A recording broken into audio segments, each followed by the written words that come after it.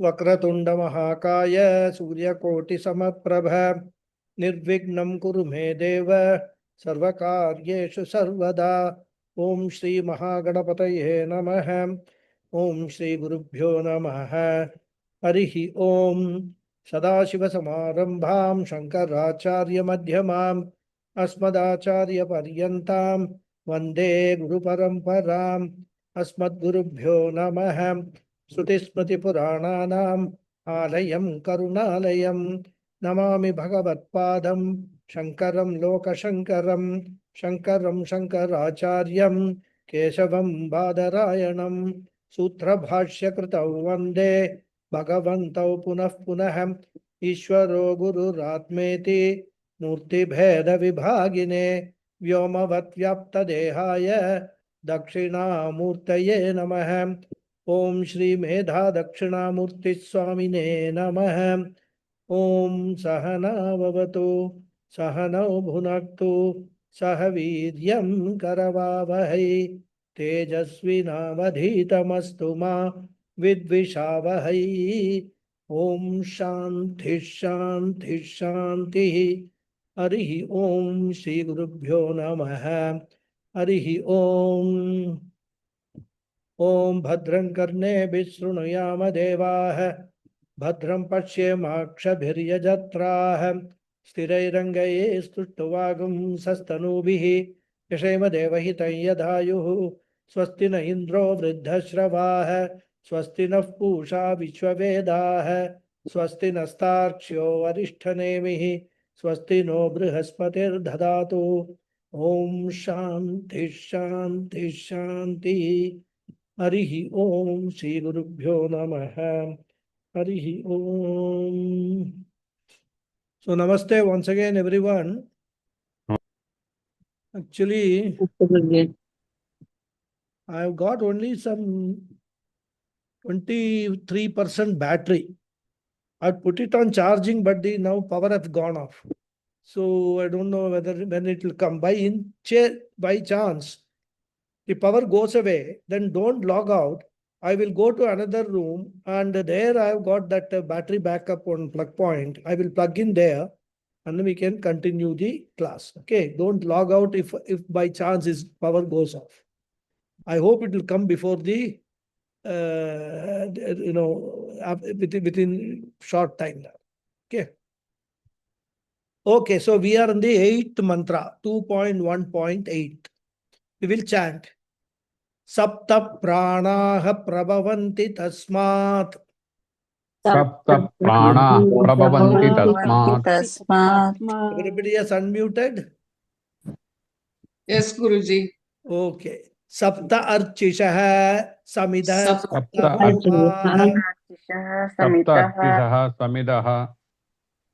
सप्त अर्चिषः समिदः सप्त होमाः सप्त अर्चिषः समिदः सप्त होमाः सप्त इमे लोकाः येषु चरन्ति प्राणाः सप्त इमे लोकाः येषु चरन्ति प्राणाः गुहाशया निहिता सप्त सप्त गुहाशया निहिताः सप्त सप्त। Then the last sentence of the Bhashyam which we were discussing towards the end of the last class. Yani cha Atmayajinam Vidusham Karmani Karmaphalani cha Avidusham cha Karmani Tatsadhanani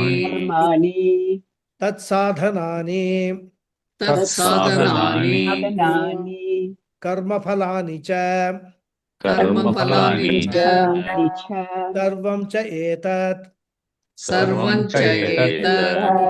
Parasmadeva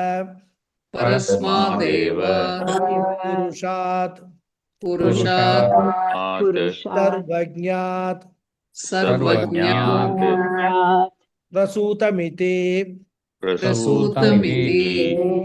Prakaranarthaha. Fortunately, the current has come now. Oh, very good. So we completed the word meanings and the bhashyam of this mantra in the last class. And as I said, in the last sentence of the bhashyam, which we chanted just now, Bhashyakara gives the essence of the topic discussed so that we do not lose sight of the underlying message of all the mantras in this section. Because there is always a risk that we could be lost in details.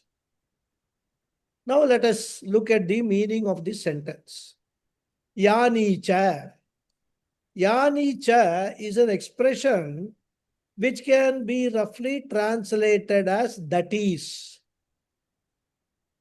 And it is used in the language at the beginning of a sentence to elaborate on a point already made. So Bhashyakara says that the underlying message of all these mantras is that all these karmas can be done by two types of people. Those performed by the karmis for material result, sakama karmani, and those performed by karma yogis for spiritual benefit, nishkama karmani. Then he says, Atmayajinam vidusham. Here, these words can be taken in two ways. One interpretation is, Atmayaji means a karma yogi who are vidusha. Vidusha means well-informed, learned. So those who are well-informed about what Ishvara is, what the true nature of Ishvara is, and that Ishvara is Jagat Karta, and from that Ishvara alone everything is born, and therefore they have got a proper attitude towards karma. Such people, they are referred to here as Atmayajinam Vidusham. So by them, the karmas or actions are done with this understanding. Karmani karma phalani cha. So they all do karmani, the actions, with Ishwararpana bhavana and receive the karma phalani, the results of action, with prasada bhavana.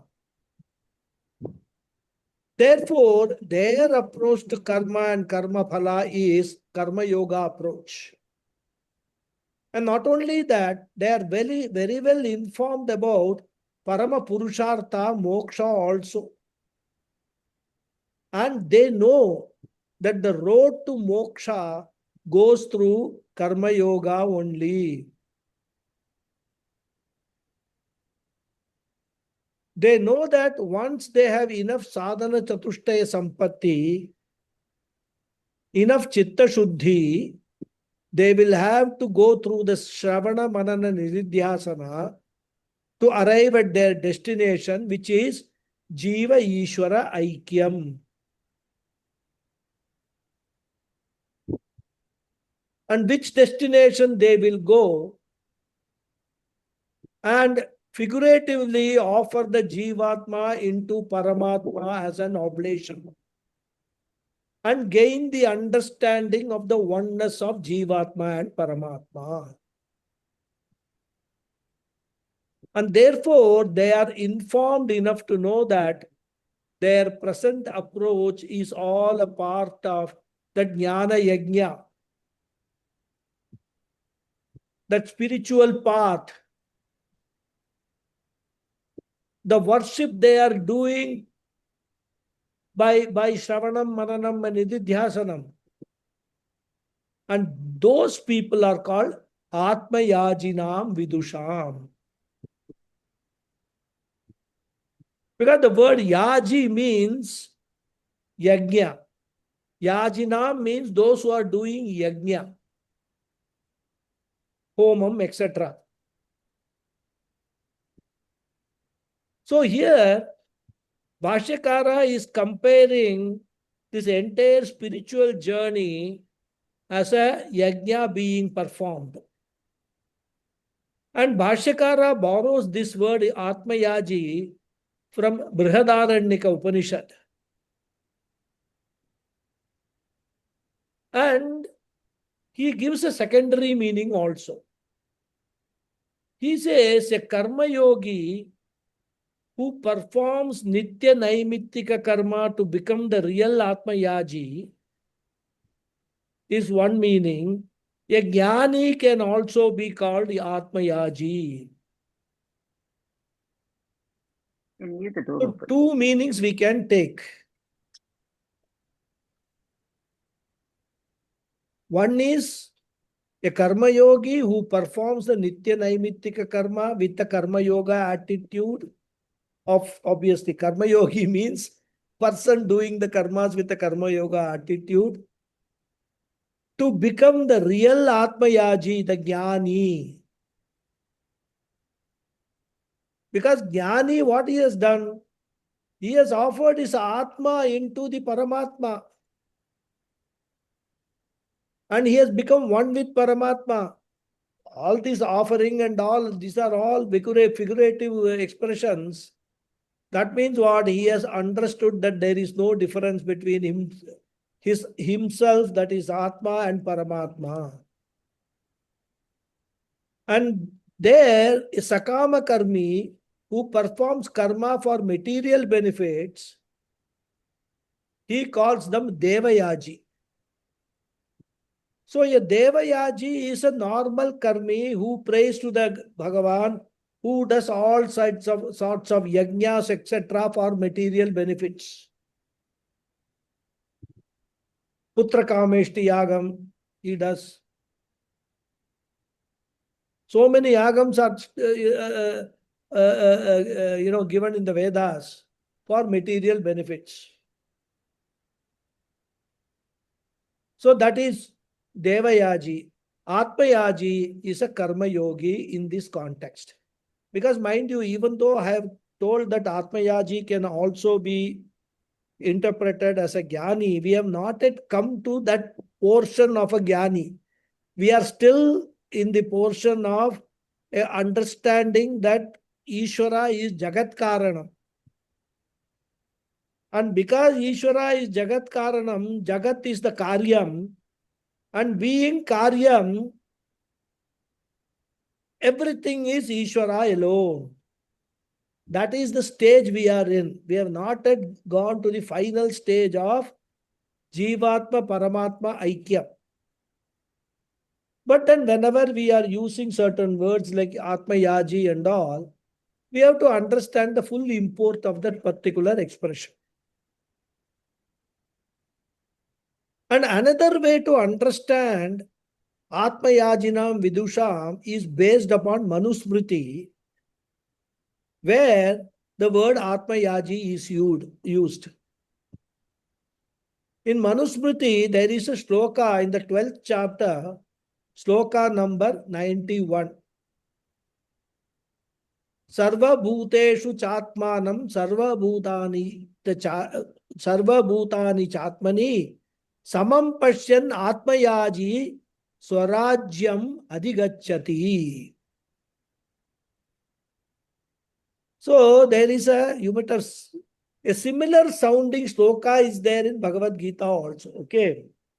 We'll not go into that. Anyhow. This is the shloka where Manu Maharaja is introducing the word Atmayaji and explain who is the Atmayaji, who is either a wise person or a person who may not have complete wisdom, but he has Shraddha in what the Shastra says, and based on that, he has some bhavana and attitude of Pramanya Buddhi in the Shastra. And he does Ishvara Aradhana with this attitude. Even though when the Shastra says Sarva Bhuteshu Chatmanam Sarva Bhutani Chatmani, it is not very clear to him at this stage, but because the Shastra says, he does not have any reason to doubt. I think still I am getting some background sounds. I hope everybody is muted. I think there is somebody.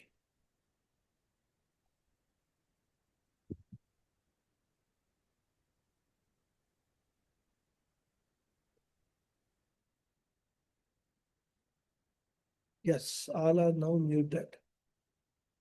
Okay. So the Shastra says Sarva Bhuteshu Atmanam. In all bhutas, in all living beings, everything is Atma. And because of that, these people, even though they have not understood the full import of such sentences in the Shastra, they have no reason not to accept that statement. And therefore they see Sarva Bhutani Chatmani, all living beings in their self. And Samam Pashyan, seeing everything everywhere in the same uniform manner. This Atmayaji who does his karma, seeing Atma everywhere, Swarajyam Adhigacchati, he attains Swarajyam. Swarajyam means moksha. So finally here, Atmayaji can be taken as a wise person in whose vision everything is Atma. Whatever karma done by him is nothing but an expression of Brahman. Brahmarpanam, Brahmahavihi, etc. That is his vision. And that is the sense in this Manusmriti sloka. Because this word Atmayaji is a very, very interesting word which Bhashyakara has used. And he has used it for a very right reason also, because in one word he is expressing so much. And it is not that only Bhashyakara has commented upon this. Anandagiri, a very famous Tikakara, while writing the commentary on this sloka, says, Sakalam idam ahancha Paramatma eva iti bhavana purvakam Parameshwara aradhana buddhya ye yajanti tesham. So, Atmayajina means those people who yajayanti or yajanti, who are doing their various karmas. How? Parameshwara aradhana buddhya, by the attitude of worshipping the Lord. And not only Vaidika karmas, not only puja, etc. Every laukika karma also, eating, drinking, taking bath, sleeping, everything, all their actions, they do with the attitude of worshipping the Lord. And what is the attitude? Sakalam idham. This everything, aham cha, including me, Paramatma eva, is Paramatma alone. Everything is Ishvara. I am also Ishvara. But this is not in the form of conviction with clarity. Because Shastra says everything is Ishvara, in that everything I am also included, therefore I must also be Ishvara. That is their conclusion, and that is why they are doing, and they are called Atmayajis. As Krishna says in Bhagavad Gita, we will come to that in the 18th chapter, Gita students, Yata pravritti bhutanam ye na sarvamidam tatam sarva swakarma tam abhyarcha Siddhim Vindati Manavaha. Same idea Krishna conveys in the 18th chapter. So that is the idea given here. So one who worships everything, one who worships the Lord having the attitude that everything has come from Ishvara and that everything includes myself, that person is called Atmayaji. And Vidusha, the word Vidusha can be taken as a meditator. The meditator who is doing the action, one who is doing this karma with the attitude that everything is Ishvara. So we can say here the word Vidusha means who have Paroksha Jnanam or Apata Jnanam. But they have not reached the stage of Aparoksha Jnanam. That is the knowledge that I am Ishvara. As of now, it is only an intellectual knowledge they have got. They have not yet imbibed the knowledge. They have not assimilated that knowledge. And they do not abide in that knowledge as of now. And what is the karma phala such people get? They get chitta shuddhi, sadhana chatushtaya sampatti, and also Ishvara is so pleased with them that they will get Guru Prapti also. An opportunity to attend Vedanta classes without any obstacles, etc. So this is one group of people whom Bhashyakara calls Atmayaji. Then another group of people he says are Avidusham cha. Avidusha means the people who are not well informed and who are not having this attitude, not having this bhavana that everything is Ishvara, including myself. So that bhavana who do not have, they are avidwan. They are not karma yogis, but they are mere karmis, who are referred to in the Brihadaranyaka Upanishad as Devayajis. In fact, they are not even aware that there is something called Atmajnana. They only know three Purusharthas. They are the people who are described in the mantra 1.2.10. If you remember, Ishta Purte Manyamana Varishtam Nanya Shreyo Vedayante Pramudha. We discussed this mantra at some length. Here, the Upanishad calls them Pramuda. Promoted from Muda, they become Pramuda. They don't know anything about Moksha Purushartha at all. And if at all they have heard of the word Moksha, their understanding is Moksha is something after death I have to achieve. I have to go. Now, if one has to go to a place called Moksha after death, how can the Veda say it is a Purushartha? Because the very word Purushartha means human goal. Human goal can be achieved only when one is alive. And all these, they don't even think about all those things.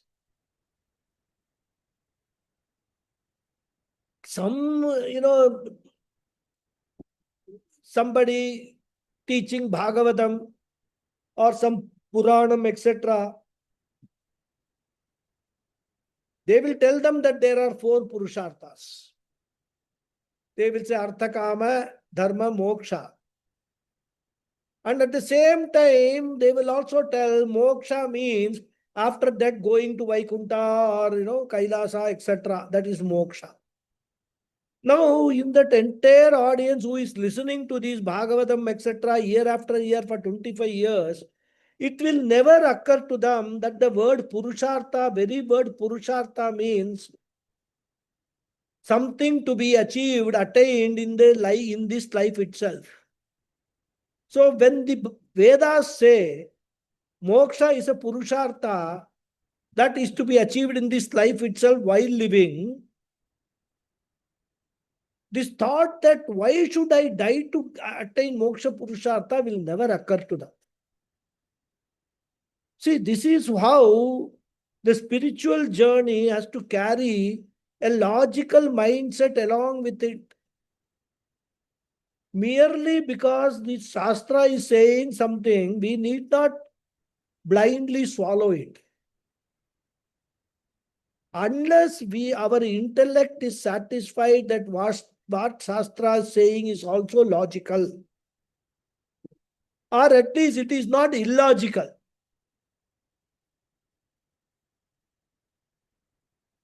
there will be no progress in the spiritual journey. Anyway, so moksha purushartha. So such people don't know about the moksha purushartha at all.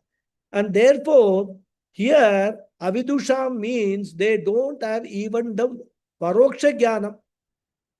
So earlier we had one set of people who had paroksha jnanam, who are devayajis, who know that everything is Ishvara, that I am also Ishvara, but who have not actually imbibed or assimilated that knowledge. That is one group of people. Then another group of people we saw who has got aparoksha jnanam. This is the third group of people who are avidusham, who do not even have the paroksha jnanam. And tesham karmani, their karmas are in the form of kamya karmani. And tat sadhanani, the instruments of kamya karmas are in the form of what? Indriyani, the sense organs, etc. We saw a whole list of sadhanani in the second section to first Mundaka. All those are referred to here as tat sadhanani and karma phalani cha. Thus karma, karma sadhana, karma phalam, all of them, sarvam cha etat, parasmadeva, purushat, sarvanyat, prasutamiti, prakaranartha. Sarvam chaitat parasmadeva purushat prasutam. That is the main sentence. Prasutam means born. So all these are born out of parasmadeva purushat, the supreme Purusha alone, who is sarvagnaha, who is all-knowing, omniscient. That means who has the knowledge for being both the nimitta karanam and also upadana karanam. Sarvanya is the adjective to Purushat, the Paramatma. Iti prakaranartha. This is the purport of this prakarana, the Srishti prakarana. And that is what is being talked about in this whole section. So the essential idea conveyed in this topic of creation is that everything, karma, karma sadhana, karma phala, all are born of Ishvara. With this, the mantra 2.1.8 is over. That is the 30th mantra of the Upanishad is over. We will now move to the next mantra. Okay.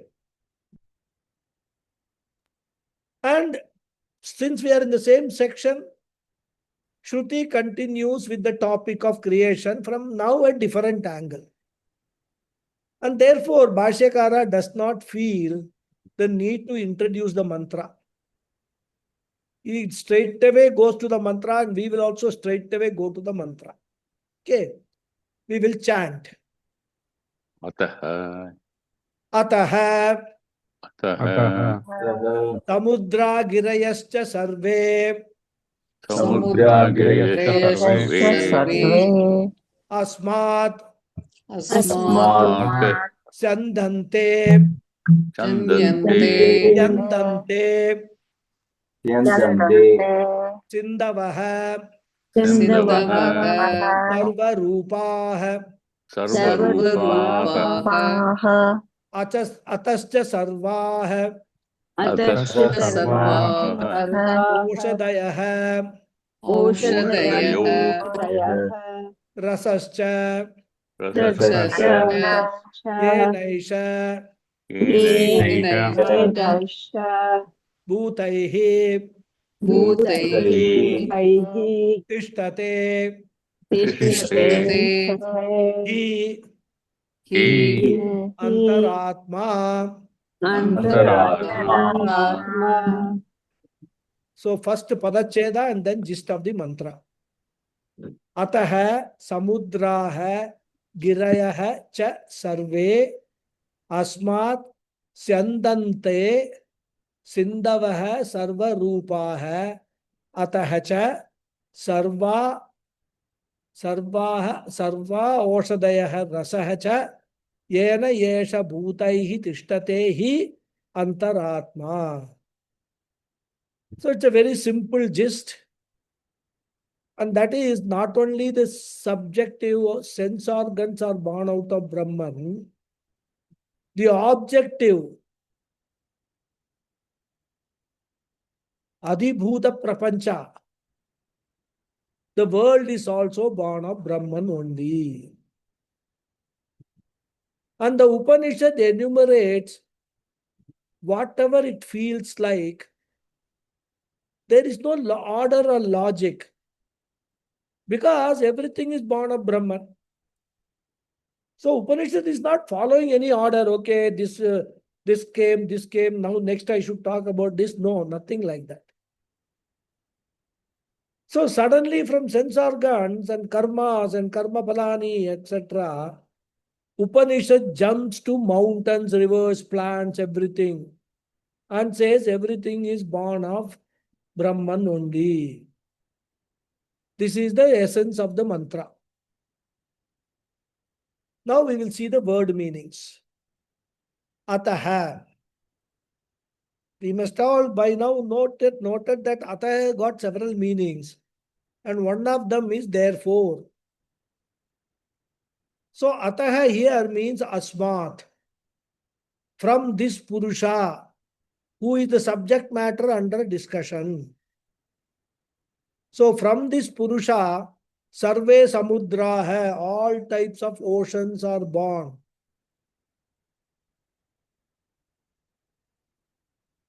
Generally, it is said that there are 7 oceans on the earth. There are different versions, of course. 4 are prominently quoted: Pacific Ocean, Atlantic Ocean, Indian Ocean, and I think Arctic Ocean.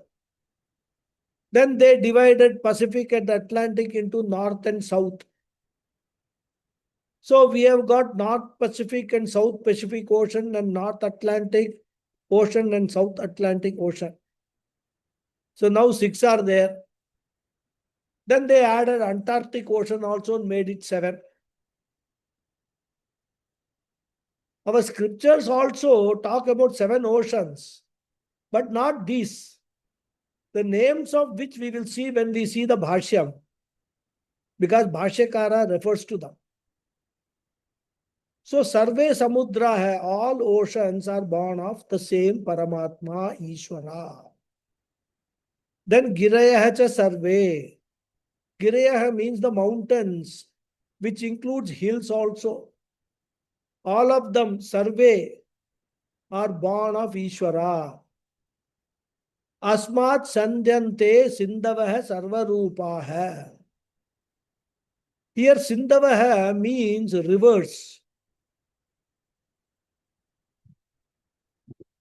Sarve Sindavaha, all rivers, means Sarvarupaha. All types of rivers. Rivers flowing into eastern direction, rivers flowing into southern direction, big rivers, small rivers. perennial rivers, non-perennial rivers, rivers which are rich in some mineral content like Tamra. There is a river called Tamra in South India, which many of you might have heard, which has an abundance of copper in its riverbed. That is why it is called Tamra. The word Tamra means copper in Sanskrit. And the water of that river has a reddish tinge.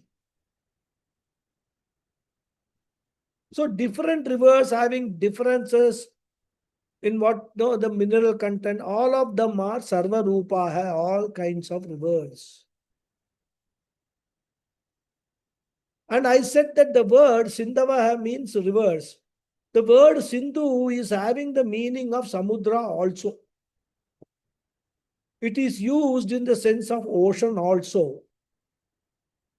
But since we have already covered the oceans, therefore here we can take the meaning of Sindhava as rivers.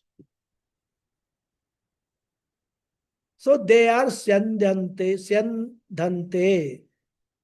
Syandante literally means flowing. So Asmat Syandante Sindhava Sarva Rupa means all rivers of various types are flowing from Ishvara. See how poetic these Upanishad mantras are, isn't it? Instead of saying all rivers are flowing from Himalayas or Vindhyachala Parvata, etc., here it is said they are all flowing from Ishvara.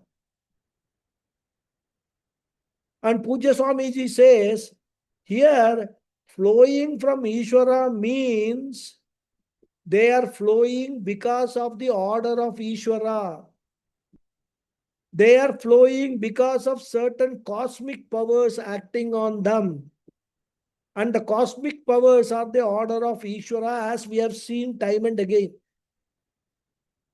So their Upadana Nimitta Karanam is Ishvara, and their Srishti Sthiti Karanam is also Ishvara. So Syandante Sindhavaha. Then the mantra says Ataha cha Sarva Oshadaya. Ataha cha, and from this Purusha alone, Sarva Oshadaya. Oshadaya means plants. Sarvaha means all. All plants are born of Ishvara. So everywhere I have said or born of Ishvara, we can supply the word Prabhavanti. This we can bring from the previous mantra. So Sarva Oshadaya Prabhavanti. They are all born of Ishvara. Then Rasahacha. The word Rasa has got two meanings. One is taste. 6 types of tastes. Shad Rasa. Shad Rasah. Madhuram, sweet. Amlam, sour. Lavanam, salty. Kathu, pungent. Tikta, bitter. Kashaya, astringent. The speciality of Kashaya is that it dries up in the mouth. Whatever dries up the mouth is called astringent. So these 6 tastes are also born of Ishvara. The second meaning of rasa is nutrients. All nutrients, all minerals, all vitamins, all of them are also born of Ishvara. So here we can take both the meanings for rasa. Right. Then the last quarter of the mantra says, Yena yesha bhutaihi tishtate hi antaratma. Yena, because of which. Yesha antaratma, this inner self, referring to Sukshma Sharira. Inner self does not mean Satchidananda Atma. Here Antaratma means the Sukshma Sharira. He indeed, Bhutaihi Tishtate, is staying along with this Stula Prapancha Mahabhutas. So the idea conveyed is that the Sukshma Sharira, the subtle body, is staying in the gross body as long as the nutrients which enter the body through the 6 taste buds are absorbed in the body. These nutrients keep the body alive. It means as long as the Sukshma Sharira is present, the Stula Sharira is alive. And Shruti wants to say that the nutrients are the factors because of which a person is alive. The gross body is alive. So it's a different way of presentation. Okay. Now let us move on to the Bhashyam. Again, a small Bhashyam we will read. Ataha Purushat अतः पुरुषात् पुरुषात् Samudraha समुद्राः Sarve Ksharadhyaha सर्वे क्षाराद्याः Girayascha गिरयश्च Himavadadayaha हिमवदादयः Asmat Eva अस्मादेव Purushat पुरुषात् Sarve Syandante सर्वे स्यन्दन्ते स्यन्दन्ते Sravanti स्रवन्ति Gangadhyaha गङ्गाद्याः Sindavaha सिन्धवः Nadhyaha नद्यः Sarvarupaha सर्वरूपाः Bahurupaha बहुरूपाः Asmadeva Purushat अस्मादेव पुरुषात् Sarvaha Oshadayaha सर्वाः औषधयः Vrihi Yavadhyaha व्रीह्यवाद्याः Rasascha रसश्च Maduradi मधुरादिः Shadvidaha षड्विधः Yena Rasena येन रसेन Bhutaihi भूतैः Panchabihi पञ्चभिः Stulaihi स्थूलैः Pariveshtitaha परिवेष्टितः Yeshah Tishtate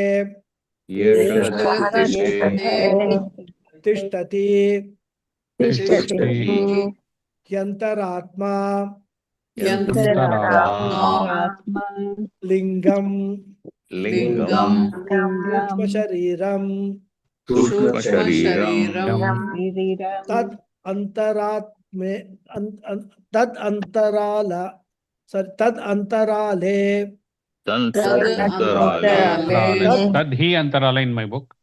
Tadyantara तद्यन्तराले Sharirasyaatmanascha Atmavad Vartate वर्तते Ityantaratma.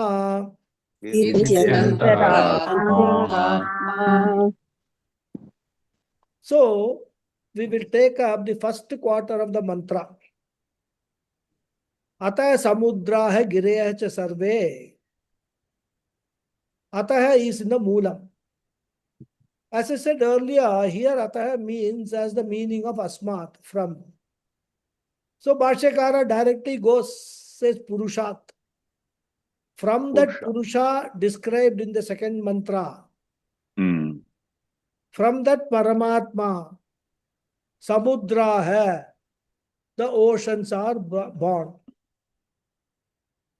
Bhashyakara doesn't supply the verb. As I said, we can bring in Prabhavanti from the previous mantra.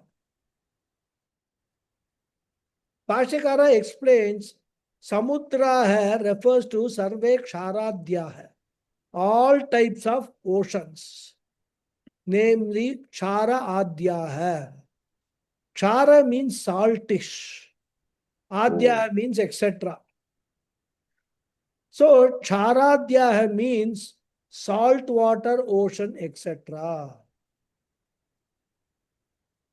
And the Puranas describe different types of oceans. And they are enumerated during the annual Upakarma Sankalpa also. Avadiyavatta Sankalpa. They enumerate Sapta Sagara, 7 types of ocean. And by 7 types, they do not mean this Atlantic, Pacific, etc. Their description is different. The first one is Lavana Samudra hai, ocean of salt water. And we have mostly this type of ocean only. Because whether you take Atlantic or Pacific Ocean, Indian Ocean, all are saltwater oceans only. Second is Ikshu Samudra hai, ocean of sugarcane juice. Now don't ask me where is this ocean. I will take the next flight and go to that place. Don't go in search of that. See, we are talking about cosmic oceans and not the oceans on the earth. That we must remember. Science is today struggling to find out whether there is water on Mars, which is the nearest planet. You see how our rishis have actually envisioned, the entire cosmos.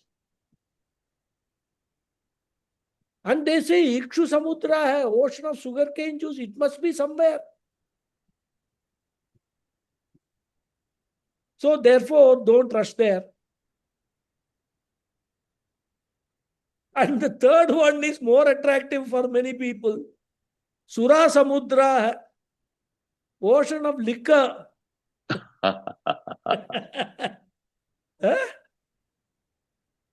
Very, very attractive to many. Of course, not any one of us. Fourth is Sarpi Samudra hai. Sarpi means ghee, clarified butter. Oh, Ocean of ghee. my God. Fifth is Dadi Samudra hai, ocean of curd. Curd, acha. And the sixth is a very familiar one. Kshira Samudra hai, ocean of milk.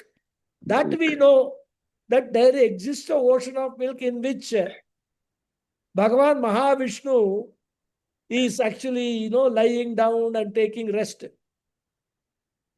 That is the only ocean we come across in Vishnu Sahasranamam, etc.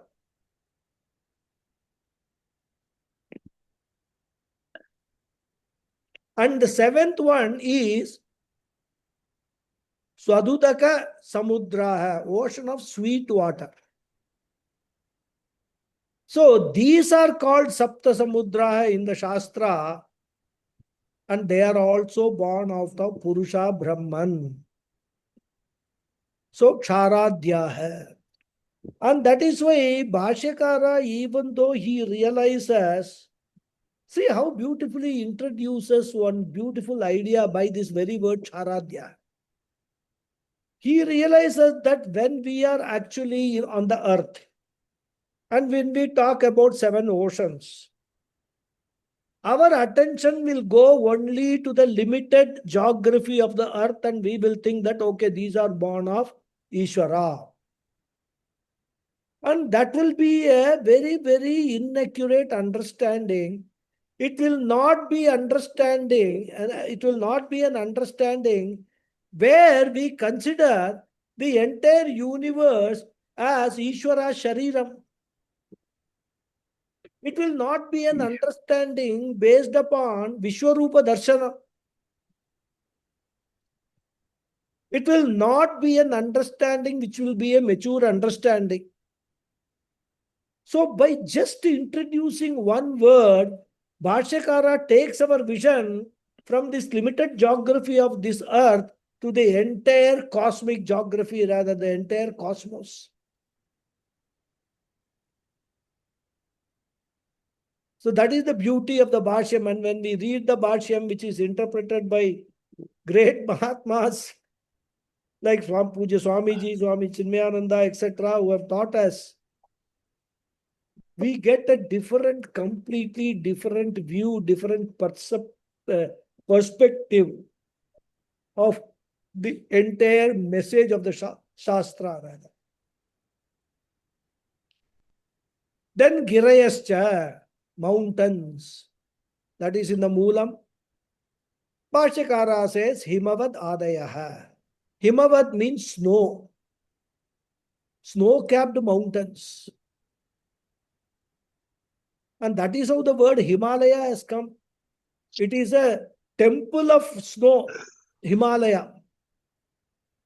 Mountain range, which is a temple of snow.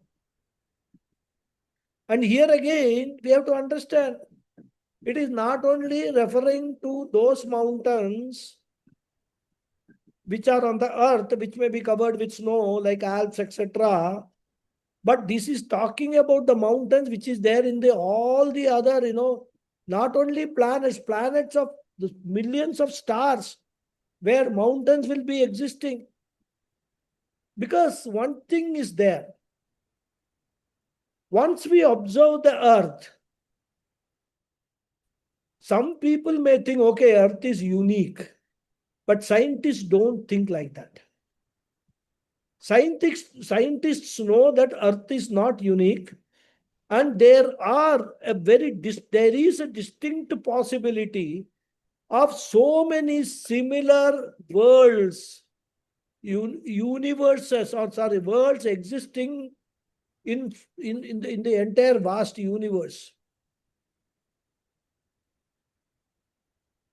And therefore, we have to understand again, like the Samudra I said, broaden the vision, and then we envision the entire, all the snow-capped mountains all over the universe. And all of them survey Asmat Purushat Prabhavanti. They are all born out of this Purusha alone. And similarly, Sarve Sandante. Sandante means flowing. And what are flowing? Upanishad says Sindavaha, alluding to rivers. Bhashyakara makes it amply clear. He says Sandante means Sravanti Gangadhyaha. And he says Sindavaha means Nadhyaha.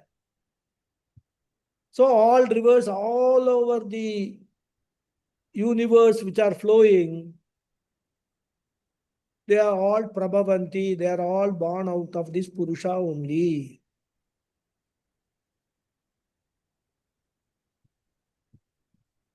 So flowing means, because Bhashyakara says flowing means Sravanti.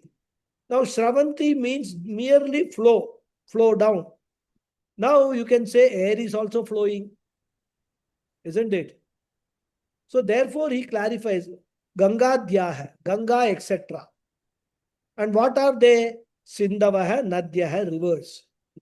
So rivers like Ganga, etc., which are flowing everywhere, including the entire universe in other planets also, are born of Ishvara. And as I was just mentioning, scientists have found some evidence of rivers having flown in Mars, the planet Mars. Because they have cited river valleys, etc. And that is why they are now curious. Once upon a time, if the rivers have flowed, is there a possibility that some water is still there? And if there is water, then life can be sustained in Mars. So when earth becomes unlivable, either because of the political situation or because of the what you can call, that word, what's that? Warming. What is that called? There's that word, heating up of the planet. Global warming. Global warming, etc. If Earth becomes uninhabitable, then some people who can afford may probably shift to Mars. That is their attempt now. They want to build colonies everywhere in the space so that from here we can migrate. Anyway, so Bhashyakara says all these rivers, the mantra says all these rivers are Sarva Rupa hai, and Bhashyakara translate as Bahurupa hai, of different types. More we will see in the next class at this time. Okay. Om Purnamadav Purnamidam Purnat Purnamudachyate Purnasya Purnamadhaya Purnameva Vasishyate.